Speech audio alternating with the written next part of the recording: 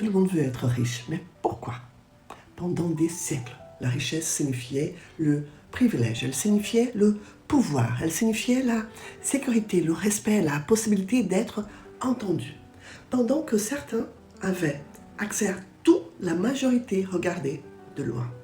Alors quand l'idée de mobilité est apparue, quand la plèbe a compris qu'il était peut-être possible d'accéder, quelque chose de puissant est né, l'ambition.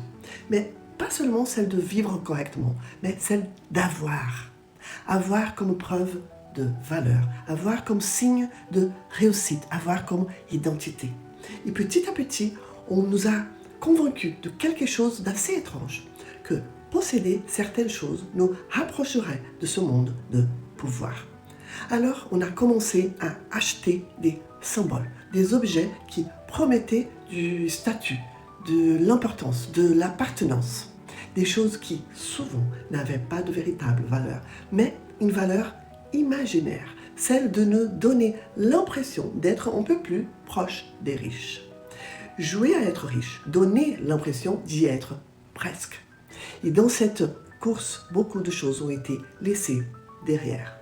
Notre temps, nos relations, notre joie de simple, notre capacité de contempler, notre confiance, notre paix.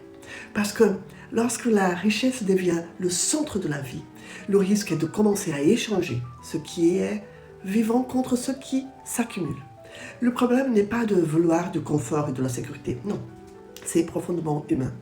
La vraie question est peut-être ailleurs. Combien de vies sommes-nous prêts à sacrifier pour soutenir l'idée que notre valeur dépend de ce que nous possédons?